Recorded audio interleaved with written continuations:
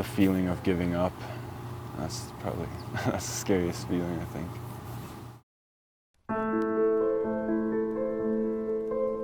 Even children can have thoughts of suicide, which is very difficult for us to conceive. The stresses that they have in their life may not seem the same for us as adults, but really suicide is such a unique experience for the individual. It's what's happening for them and the way that they're internalizing and understanding it. And if you are in a community, school, family, where you're not accepted for who you are, that is your whole world. So that can be very, very difficult. There was a study done at the University of Alberta where out of a student body of about 40,000, 400 would experience some sort of suicide ideation, 28 would attempt, and 4 would complete.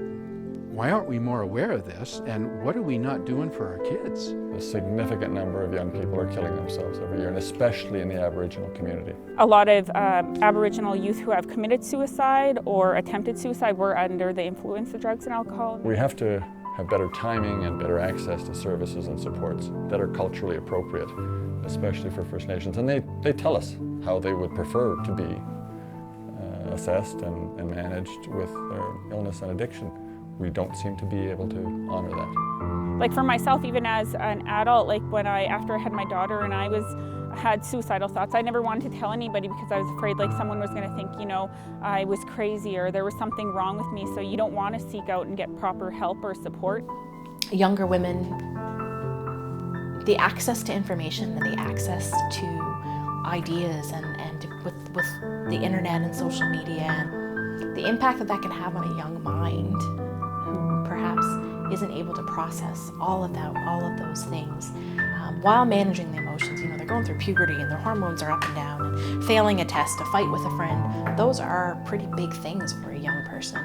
I can tell you that there's no one that's more surprised with the outcome of his life than Braden Titus. He was our youngest son and died last September of suicide. We decided to start a foundation with the idea that if we could save one life and do some good and make some changes, then the end of his life is not the end of his life.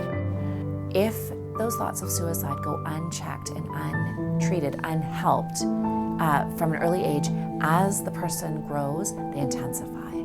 And so early intervention is really important. Make yourself a priority. We don't do that. You know, we're so busy looking after everybody else that you lose perspective. I still haven't gotten out of it, but I think the fact that there's other people exploring it with me, and I know that it's not just me in it now.